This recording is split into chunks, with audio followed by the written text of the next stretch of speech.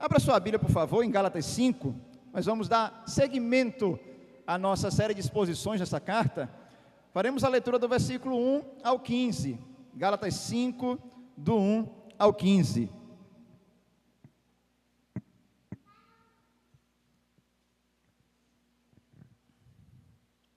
Que fala sobre a liberdade em Cristo. Gálatas 5, do 1 ao 15.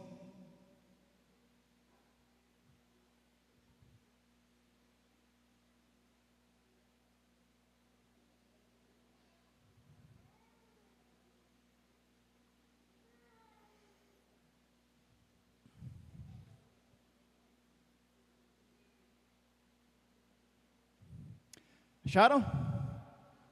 Diz assim a palavra: foi para a liberdade que Cristo nos libertou. Portanto, permaneçam firmes e não se deixem submeter novamente a um jugo de escravidão. Ouçam bem o que eu, Paulo, lhes digo: caso se deixem circuncidar, Cristo de nada lhes servirá.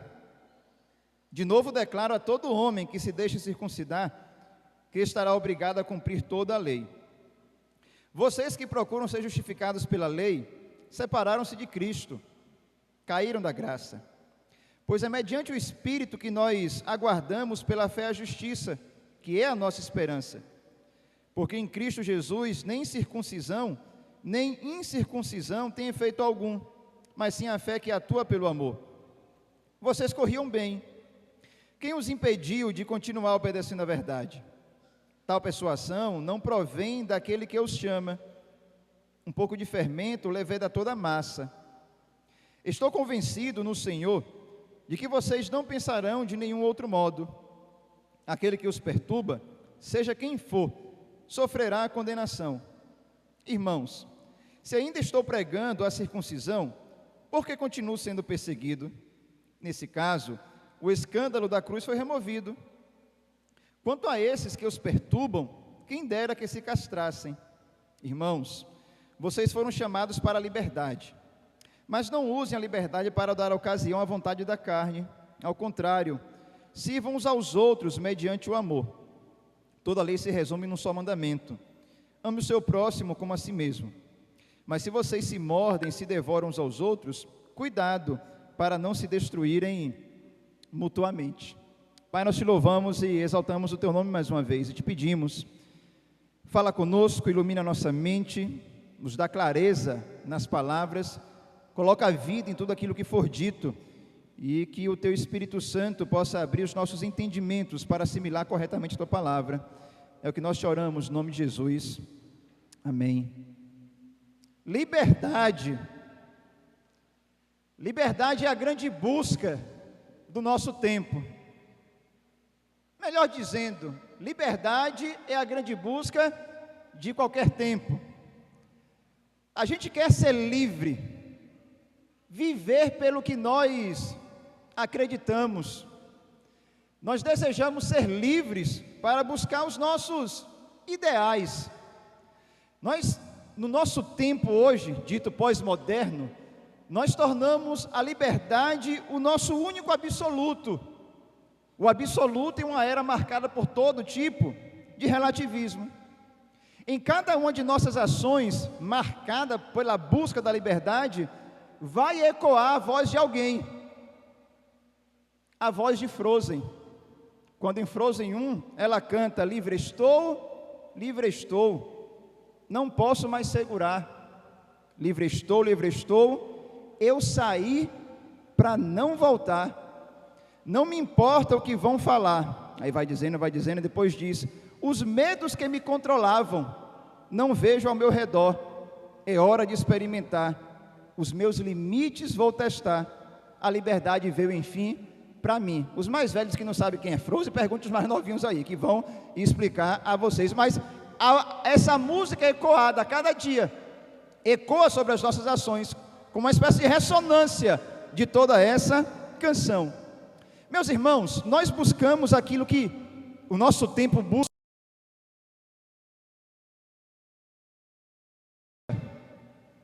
É a liberdade de qualquer tipo de restrição. É uma liberdade muito específica. Nós somos livres e somente seremos livres se formos livres de tudo o que possa restringir o nosso comportamento. O renomado filósofo francês Luc Ferré, ele vai dizer que essa noção de liberdade, ela é entendida como capacidade de se libertar de todos os códigos, de todas as categorias de tradição e da natureza. E ele acaba dizendo, esse conceito de verdade é um conceito moderno, e é um conceito que vem guiando o nosso tempo já faz alguns séculos. O que toda essa conversa, meus irmãos, vai nos levar? Então vamos aqui para o texto, para aquilo que Paulo procura desenvolver nesses versículos. Paulo aqui no capítulo 5, ele já está com a parte muito avançada de todo o seu argumento, que nós falamos, começou no capítulo 2, verso 15, foi quebrado em um determinado momento no capítulo 4, mas retorna novamente, já tinha retornado no último sermão. E Paulo aqui, ele busca lembrar os cristãos da Galácia a natureza real daqueles crentes. Quem eles eram realmente? Eles eram quem? Pessoas livres. Livres, verdadeiramente livres. E essa ação de libertação, ela já tinha ocorrido no passado. Mas que passado é esse? Para eles ainda era um passado um pouco recente, de algumas décadas somente. Era o passado naquilo que Deus tinha feito através da vida de Jesus, na cadeia de acontecimentos que se sucederam a tudo que Cristo fez: vida, ensinamento, morte, ressurreição e ascensão e derramado do Espírito. Tudo isso foi uma ação redentora de Deus, que provocou a verdadeira liberdade naqueles que acreditam em Jesus. Só que Paulo, ele vai deixar bem claro aqui que, embora essa liberdade já seja garantida, ela já foi feita por Jesus no passado, ele não precisa realizar algo mais semelhante, já é uma liberdade garantida. Infelizmente, essa liberdade ela pode ser perdida, mesmo já tendo sido garantida por Jesus à luz de tudo que ele fez. E essa liberdade ela é perdida à luz daquilo que Paulo vai dizer, é quando nós, ao invés de seguirmos a Jesus, começamos a nos preocupar em seguir todo um conjunto de normas, espécie de checklist, eu devo fazer, e Jesus não entra em nada na minha vida, eu simplesmente sigo todo um conjunto de regras. É o versículo 1, quando Paulo diz, foi para a liberdade que Cristo nos libertou, portanto permaneçam firmes e não se deixem submeter novamente a um jugo de escravidão. Assim como a liberdade em Cristo ela pode ser perdida, um outro tipo de liberdade podemos perder também, seja você seguidor de Jesus ou não, é a própria democracia. A democracia ela pode ser perdida. Miroslav Volf, de maneira muito acertada, ele vai falar que democraticamente nós podemos colocar autocratas, ditadores no poder. E aí tem uma frase muito conhecida do ex-presidente norte-americano Ronald Reagan, que ele vai dizer assim: a liberdade nunca está mais do que uma geração de distância da extinção. Nós não a passamos aos nossos filhos na corrente sanguínea, ela deve ser protegida e entregue para que eles façam o mesmo. Deixando a questão da democracia de lado, mas é a nossa liberdade em Cristo. Será que estamos permanecendo firmes naquilo que Cristo alcançou no nosso lugar e sempre em favor de nós? Uma coisa nós precisamos refletir: se o meu cativeiro de pecado, de vida longe de Cristo, foi aberto por Ele, Paulo ele vai dizer, como agora eu posso fazer uso de normas que antes de ser liberto por Jesus, limitava todo um estilo de vida que deveria ser o quê? Uma vida plena, mas era cerceado por todo tipo de código de conduta.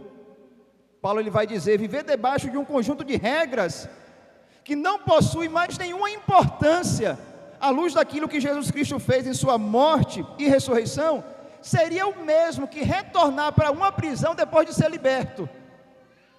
Jesus já me libertou, eu posso viver livre nele, e agora eu quero retornar para toda uma prisão com códigos de normas que vão simplesmente limitar a vida plena em Jesus. Paulo vai dizer tudo isso dos versículos 2 ao 4. E é interessante que nesses versículos, Paulo ele vai dizer que a gente não pode nunca desejar Cristo e acrescentar algo a mais além dele na nossa salvação. Se a gente acrescenta algo além de Jesus para a nossa salvação, nós não temos um acréscimo, nós temos um decréscimo. Se você tem algo a mais além de Cristo na sua vida, para que você seja salvo, eu quero lhe dizer, você por causa disso não está com nada mais, você fica sem Jesus. Ou eu tenho Jesus completamente comigo e nada mais, se eu quero acrescentar qualquer outra coisa além de Jesus como garantia para a minha salvação, eu fico sem Jesus Cristo. É o que Paulo vai falar, eu já caí da graça. Não estou mais na graça que é proporcionada somente por Jesus. Cair da graça aqui, segundo Paulo, não tem a ver com a ideia de um conceito de perda de salvação. Não é isso que Paulo está falando. Paulo está dizendo que cair da graça é viver, é ser um cristão, não vivendo mais à luz de Cristo. Não vivendo mais à luz da pessoa de Cristo e em Cristo. É um cristão que procura viver somente com base em regras para serem seguidas. Meus queridos, Paulo ele procura trazer uma tabuada para os crentes da Galácia, que era diferente da tabuada que estava sendo entregue para eles naquele momento. Eu não sou tão antigo assim, mas eu lembro que eu acho que na primeira série, e eu cresci junto com um colega, a professora falou, 7 vezes 7, ele 49, ela 7 vezes 7, ele 50, errou, é 49, batia a régua. Ou seja, Paulo está trazendo uma outra tabuada, com a conta verdadeira, para que os crentes da Galácia saibam realmente em que acreditar. Qual era a tabuada que estava sendo usado ali pelos falsos mestres? Estava confundindo a mente daqueles crentes, era mais ou menos assim. Se você tem fé em Jesus, mais as obras da lei, todo aquele código de conduta que deveria seguir, de prescrição, não come isso, não faz aquilo, veste aquilo, não sei o quê, aquele tanto de coisa, você teria o quê? Aceitação diante de Deus. Essa era a soma. Você tem que ter fé em Jesus, mais obras da lei, todo um código de conduta, e aí você será aceito, justificado, na linguagem paulina. Paulo ele traz uma outra conta. Para Paulo a conta é bem assim: se eu tenho fé em Jesus, isso é igual à aceitação diante de Deus. Não é fé em Jesus mais. Fé em Jesus já leva ao igual. Eu sou aceito por Cristo somente por causa dele. E a fé é o meio pelo qual ele me aceita, e não por ter feito alguma outra coisa. Depois desse igual, Paulo coloca um mais. Fé é igual a aceitação, mais fruto do Espírito. Ele não coloca a carroça na frente do boi, ele coloca tudo no seu devido lugar. Depois que eu sou aceito, existem razões suficientes para que eu possa viver à luz do que Cristo quer que eu viva. Fruto do Espírito, que é o que a gente vai tratar no próximo sermão, se Deus assim nos permitir. Só que tem uma questão aqui.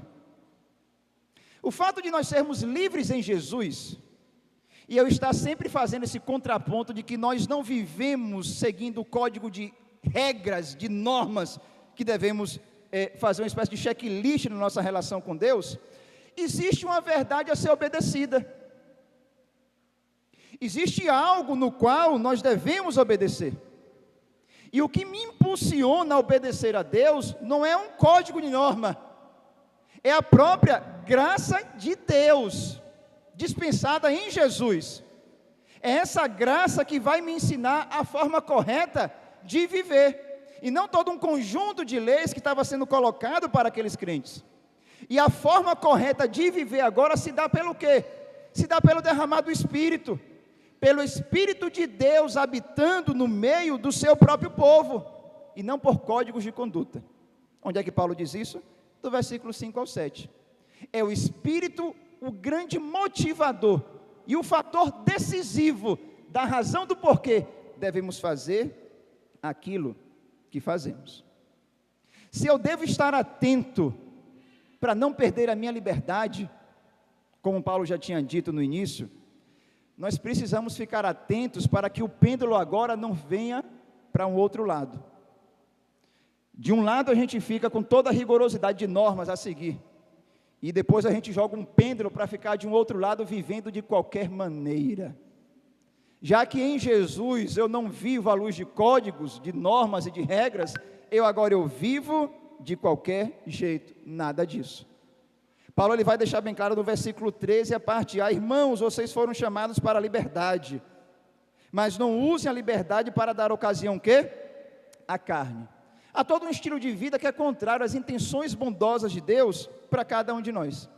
Viver fazendo tudo o que se quer é tudo menos liberdade. Viver fazendo o que se deseja, tudo o que se deseja, tendo tudo aquilo que quer, não é liberdade, muito pelo contrário, é escravidão. João capítulo 8, do verso 31 ao 36, Jesus disse que quem pratica, vive no pecado, ele não é livre, ele é o quê? Escravo do pecado. Ele não peca somente porque ele quer, o querer dele já está preso no próprio pecado, e ele vive o quê? À luz de toda uma ilusão. Veja o que eu posso fazer, olha tudo que eu faço, não há restrições na minha vida, ele se acha livre, muito pelo contrário, ele é um escravo ignorante da sua própria escravidão. Se a gente fosse aprofundar um pouquinho isso aqui, muitos jovens hoje têm a liberdade para usar drogas, só que se ele fizer uso dessa liberdade, a droga vai lhe levar ao quê? A escravidão.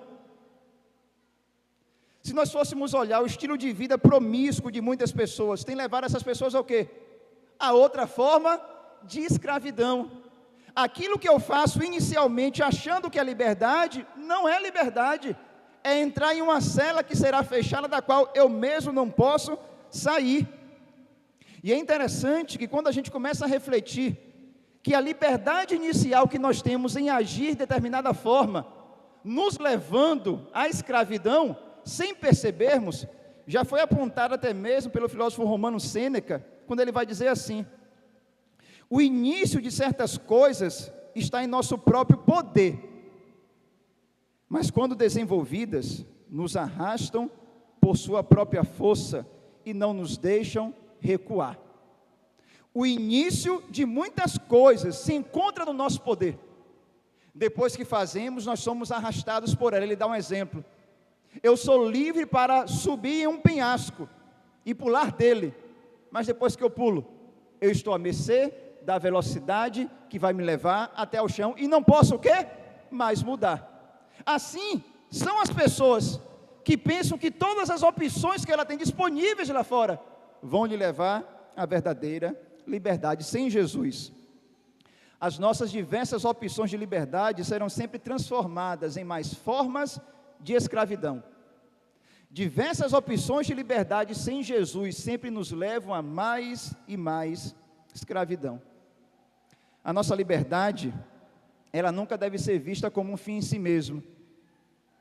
Eu sou livre e isso basta. A nossa liberdade, ela não é uma liberdade negativa, como a gente falou no início do sermão. Liberdade de tudo o que vai inibir o meu comportamento. E eu não devo ter agora nenhum limite de escolha. Isso nunca foi liberdade.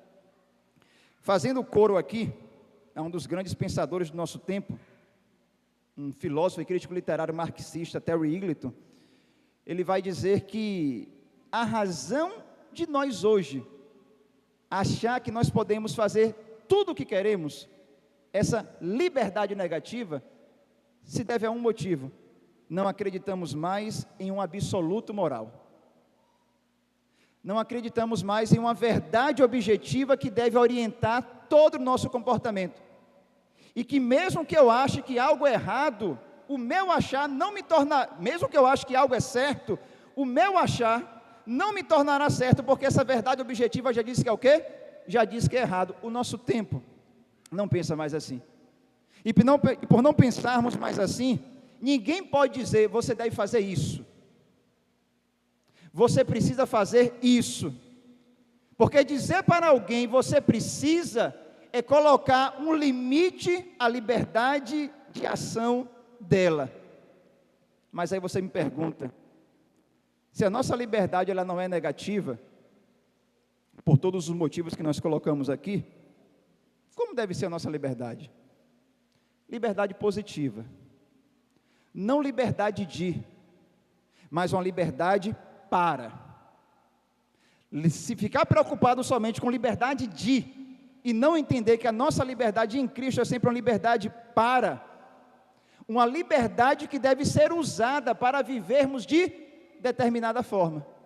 É o que Paulo vai falar do versículo 13, a parte B, até o versículo 14, olha o que ele diz. Ao contrário, sirvam uns aos outros mediante o amor. Toda a lei se resume num só mandamento: ame o seu próximo como a si mesmo. Não viver sem limites, não é isso que nós queremos. Nós precisamos de limites. Só que o limite não deve ser visto como uma forma de nos inibir enquanto pessoas. Se a nossa liberdade precisa de limites, que tipo de limite nós precisamos escolher? Limites ordenadores, limites bem escolhidos, limites que nos levem a agir para além de nossa própria satisfação momentânea. A gente não pode viver somente pelo agora, por aquilo que me satisfaz, por aquilo que me traz a alegria momentânea. Já foi dito de maneira muito acertada, quanto mais conseguimos o que desejamos, mais obcecados ficamos em realizar nossos desejos. E isso vai o quê? Se retroalimentando. Você pensa que é livre, mas não é, como um hamster, naquele círculo ali, tentando correr, mas nunca sai do lugar porque vive preso aos seus desejos. Você achando que é senhor dos seus desejos, quando o seu desejo já se tornou senhor de você. A nossa liberdade positiva, a liberdade para, ela deve ser sempre uma liberdade direcionada a um propósito. Pois do contrário, não podemos nunca confundir liberdade com caos. O nosso tempo não busca liberdade. O nosso tempo ele busca, na verdade, o caos. Toda a confusão que vivemos nos últimos dias. Vivemos nos últimos dias, mas Paulo já soube apontar no seu próprio tempo. Versículo 15, quando ele diz aqui: mas se vocês se mordem, se devoram uns aos outros, cuidado para não se destruírem mutuamente. Paulo disse: se vocês não sabem usar a liberdade, uma liberdade direcionada a um propósito, haverá destruição mútua em toda uma comunidade. Haverá brigas sem fim. Cada um lutará por si mesmo. E é toda a comunidade que vai ruir. E Paulo, ele sabia que toda briga interna no meio do povo de Deus prejudica o nosso testemunho. Porque o nosso testemunho diz: Jesus está formando um povo unido para adorá-lo, para segui-lo, para viver sempre com Ele. Mas Paulo diz: se vocês não vivem uma liberdade para um propósito, do servir ao outro, do viver pelo outro, mas para si mesmo, vocês não viverão livres corretamente. E aí nós precisamos aprender que nós somos livres para amar uns aos outros, mas nós não somos livres para odiar ninguém.